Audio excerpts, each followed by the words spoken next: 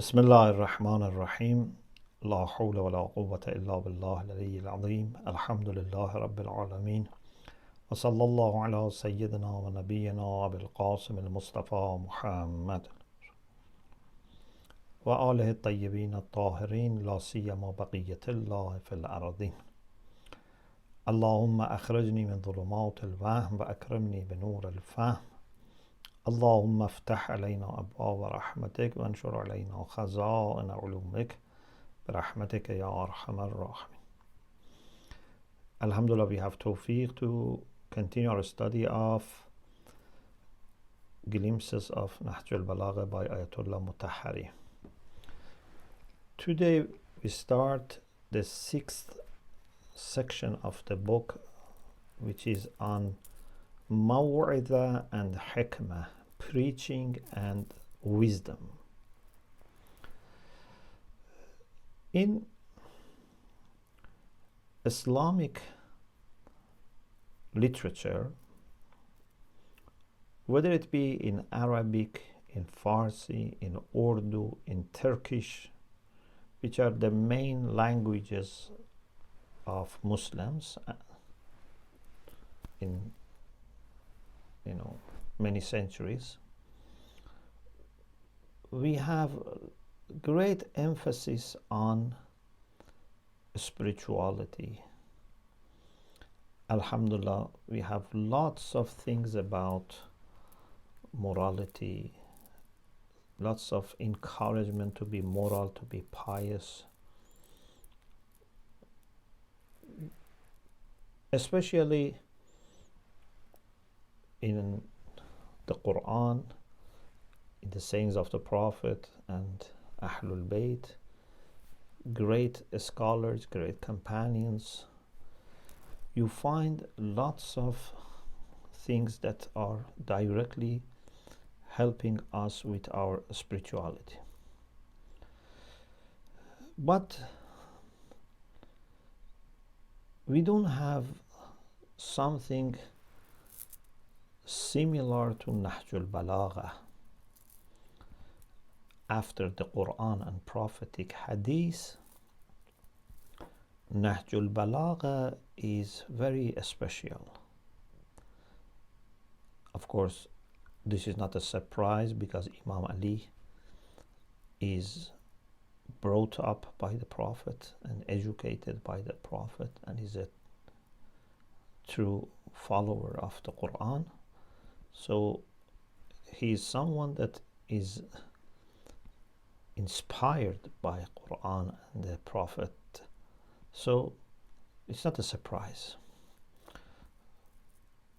We see lots of sayings of Amir al-Mu'mineen, whether it be in the first section, which are sermons, khutab, or second, which are letters, rasail, or the third, which are wise sayings or short sayings, which are kalamat qisar, relate to maw'izah, or preaching, or wa'az.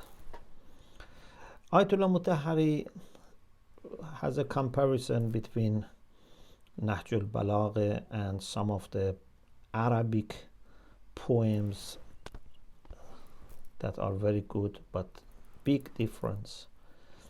He has some comparison with Farsi poems, but he says Nahj al-Balaghah is different, and whoever has acquaintance with Nahj al-Balaghah, I think, would easily agree that the level is different, the extent is different, both quantity and quality are different.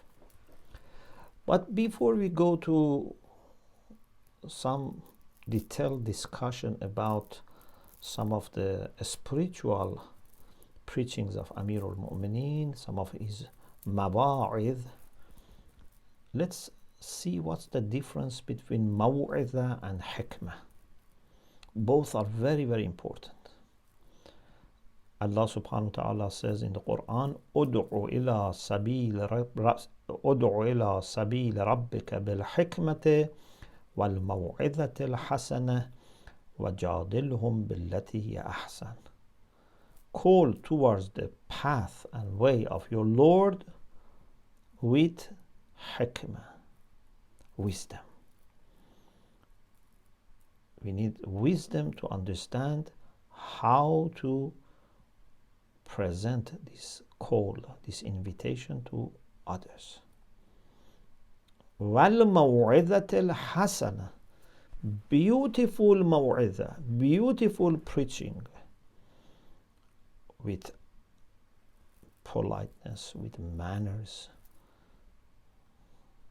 with balance, with gentleness.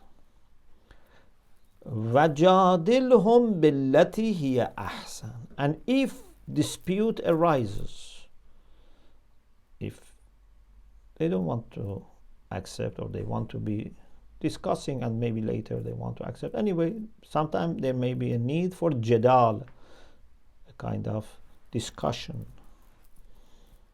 Your way of discussion should be ahsan, the best and most beautiful way.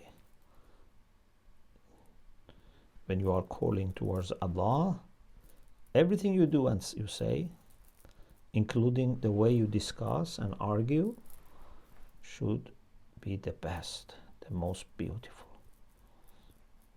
It should match Allah subhanahu wa ta'ala. If you are talking on behalf of religion, you have to talk in the way that would match the Master, our beloved Lord. So, Mu'izah and Hikmah are very important. This ayah brings them together. But what's the difference, or what are the differences between Mu'izah and Hikmah? Ayatollah Mutahhari has very beautiful discussion here. Rahmatullah alayh. Very nice discussion here. And it shows that how much he was engaged in both Hikmah and Mu'izah. He comes up with a good list of differences, very subtle but important differences between Hikmah and Mabuda. One difference is this: Hikmah is a matter of ta'aleem, means teaching. Maw'izah is a matter of tazkar, reminder. So Hikmah is to teach, Maw'izah is to remind. With the other things that we mentioned becomes clear. Hikmah or wisdom is for agahi, for understanding, for knowledge.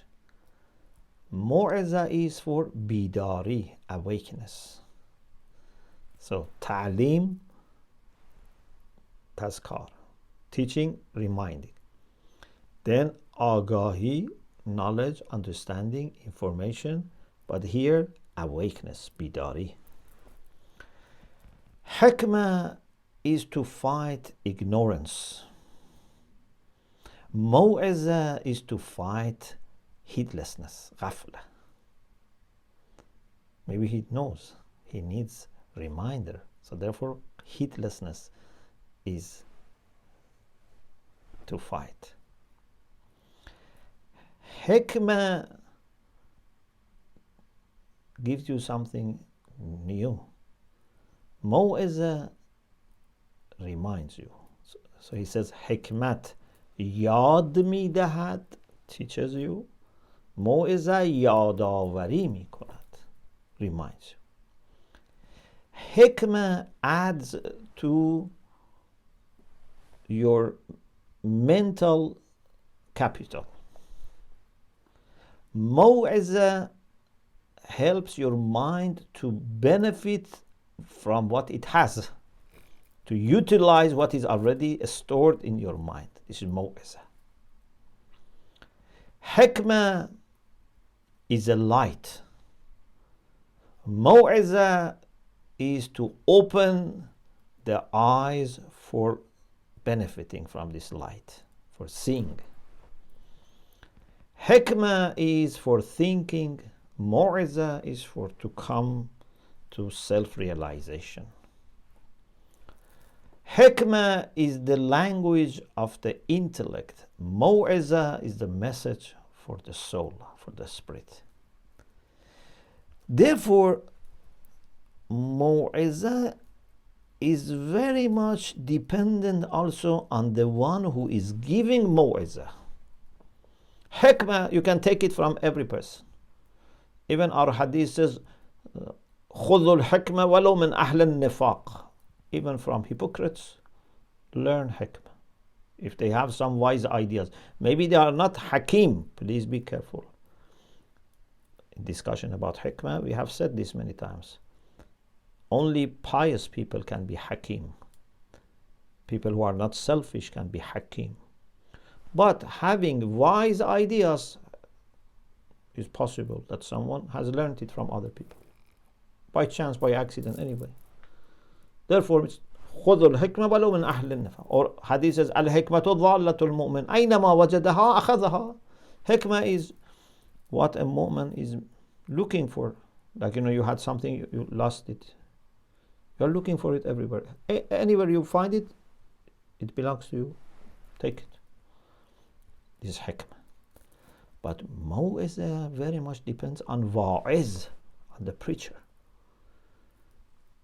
I should be able to trust this wa'iz and without any worry and hesitation open my mind and heart.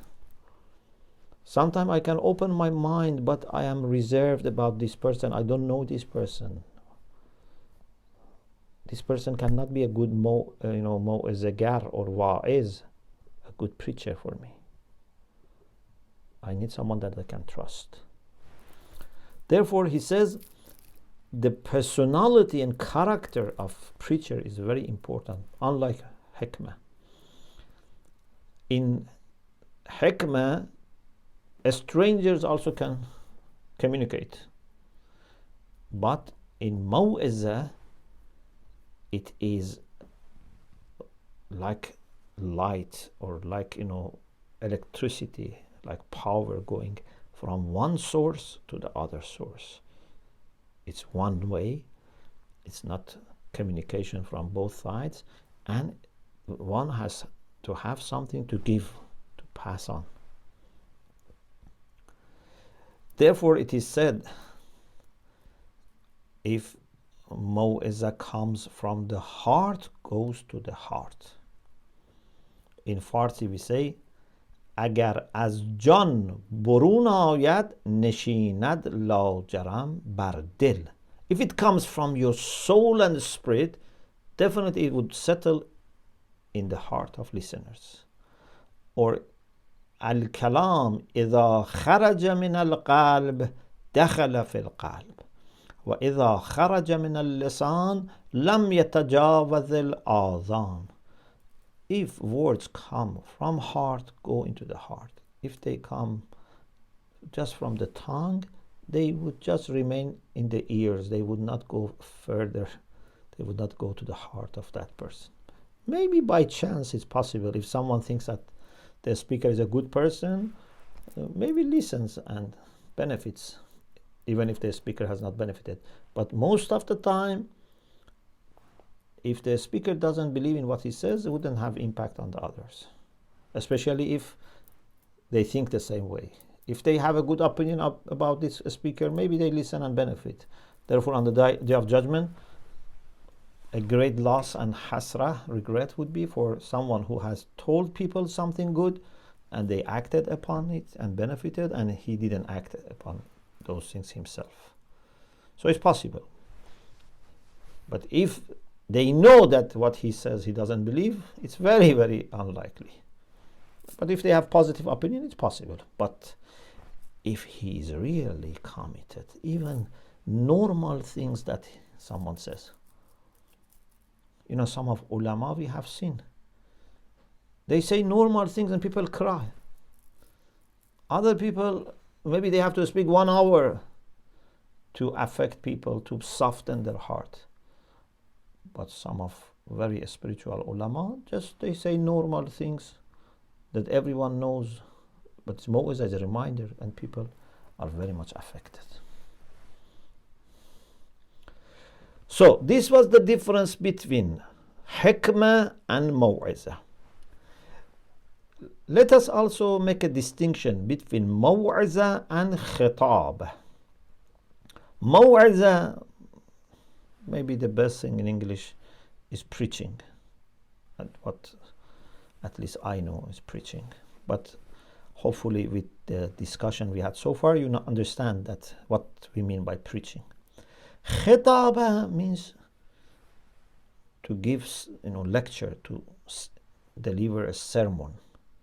Khitaba, to give a speech, which is normally public speech. There's a difference again here. What's the difference?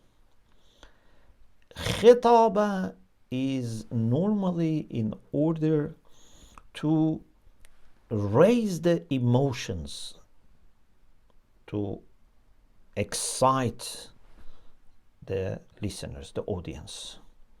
For example, there is a charity cause, we need to collect money. Maybe someone comes and gives a very motivational, inspirational, I don't know if we can call it inspirational, but motivational talk. Or, sometimes, for example, there is a war in order to recruit, people to go to battlefields, or people who are in the battlefield in order to encourage them to, attack, to defend properly. They give very strong, khitaba. So khitaba is for tahyij, to excite them, to raise their emotions, to motivate them. But maw'izah is to bring calmness and tranquility, to soften their heart. It's not a matter of exciting. Khitaba is when ihsasat or emotions are passive. Maw'izah is when actually maybe people are very much suffering, desires which are stimulated, appetites, etc., and you want to bring them back to a state of calmness. So we may need both of them, but they're totally different. In Nahj al-Balaghah, sometimes we have khitaba. Not that every sermon, every khutbah is khitaba. No, these are different. Even inshallah, we will give some statistics. Many of the sermons of Amir al-Mu'mineen are maw'izah. But Amir al-Mu'mineen had cases that had to give motivational speech. For example, Ayatollah Mutahhari mentions in the Battle of Siffin, initially Muawiyah and his people had blocked water. They didn't give water to Amir al-Mu'mineen's army. And they were not even happy to talk about this, negotiate, etc. Imam alayhi salam gave a very powerful speech, which is in Sermon 51 of Nahj al-Balaghah. قَدْ اسْتَطْعَمُوكُمُ الْقِتَالِ. They are hungry for war. فَأَقِرُّوا عَلَى مَظَلَّةٍ وَتَأْخِيرِ مَحَلَّةٍ أَوْ رَبُّ السُّيُوفَ مِنَ الدِّمَاءِ تَرْوَوْا مِنَ الْمَاءِ فَالْمَوْتُ فِي حَيَاتِكُمْ مَقْهُورِينَ وَالْحَيَاةُ فِي مَوْتِكُمْ قَاهِرِينَ. This last sentence has become very famous, and Ayatollah Mutahhari also in many places mentions this. And it has become very famous. It has become like a motto for some people. Amir al-Mu'mineen says, you have two choices. Either to accept humiliation, madalla, and being lowered in degree and rank, or to fight and with dignity and honor, get water back from them. Death is in being alive but defeated, and life is in being dead but not defeated, not humiliated. So basically, if you have dignity and honor and die, is better than living without dignity and honor. And he continued. So this is an example that Imam alayhi salam, of course, please be very careful, for a just cause. Because sometimes people who have this power, they may misuse it. They excite people and, ask them to do something which is not right, or, because we want everything to be at the service of the truth. But what can you do with people who are not happy to stand for the truth? Or for example, there is a charity cause they are not happy to help. Maybe you need to motivate them through such a speech. But Amir al-Mu'minin has also many times maw'izah, not khitab.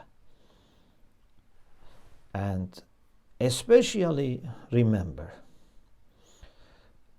unfortunately, there were some problems in the Muslim society at that time. Some people had become very rich. There was a group of people who had become very rich, and unfortunately many times by misuse of their position, their history in Islam,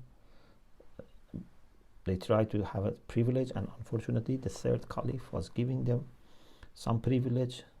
So some people become very rich and a different lifestyle, luxurious life, etc. And Amir al-Mu'minin had to detach them from dunya, had to bring them to taqwa, to a balance. So Mu'izah was very much needed. Some of the subjects that Amir al-Mu'minin refers to in his mawa'iz, in his preachings, is about taqwa, about hubbud dunya, about tulul amal, having unrealistic desires, about hawa'i nafs, whims and lusts, about zuhd, asceticism, about getting lessons from the previous generations, about death, about Day of Judgment. So he talks about these issues. In the next part, Ayatollah Mutahhari says there are 239 texts that Sayyida Radi Rahmatullah Alayh has classified them as khutab, sermons, although some of them maybe were not sermons, maybe were written. Out of these 239, 86 are maw'izah, preaching. Some are very extended and long, like Sermon 174, which starts with Intafi'u bibayan Allah, benefit from Allah's explanation. Or Sermon al-Qasa'ah, which is the longest sermon. Or Khutbatul Muttaqin, sermon about the pious. Then letters, which are 79 letters. Of course, he says some of the letters may not be letters, but he thought they are letters, Sayyid Radi. 25 out of 79 are maw'izah, completely maw'izah, or they have some maw'izah inside. Like letter 31, which is his letter to Imam Hassan alayhi salam, his son, which has lots of maw'izah. And after the letter to Malik Ashtar, this is the longest letter. Or letter 45, which is his famous letter to Uthman ibn Hunayf, who was appointed as governor of Basra, and Imam had report about something he did, and he warned him and gave this maw'izah. Elements that can be found in his mawa'iz are taqwa, tawakkul, sabr, zuhud, being detached from dunya, avoiding luxurious life, avoiding your lower desires and whims, avoiding bias, asabiyah, not to be biased, avoiding injustice and discrimination, encouraging people to be kind and benevolent and help the oppressed, help the weak people, encouraging people to be steadfast, to be courageous, encouraging people to work for unity and no division and separation, getting lessons from history, from lives of other people, thinking, contemplation, remembrance, self-assessment, self-monitoring, muhasaba, muraqaba, remembering that our life is short, remembering death and situation afterwards. So these are some of the things that Amirul Mu'mineen refers to in his mawa'iz. But in order to understand what Amirul Mu'mineen is giving in these mawa'iz, we have to be looking at these issues from his perspective. So it's not enough to say he has talked about taqwa, he has talked about tawakkul, he has talked about zuhd. We have to find out what he means by taqwa, what he means by tawakkul, what he means by zuhd, and what philosophy he had for tarbiyah, his philosophy of education and self-building must be known, so that we know what he wants to achieve through these concepts and notions. Therefore, what inshallah we will do in the next session, we start with taqwa and try to understand what Imam Ali understands by taqwa and what he wants to achieve through his emphasis on taqwa, inshallah. May Allah give us taqwa and all these important spiritual qualities that Amirul Mu'mineen talks about. Alhamdulillah Rabbil Alameen.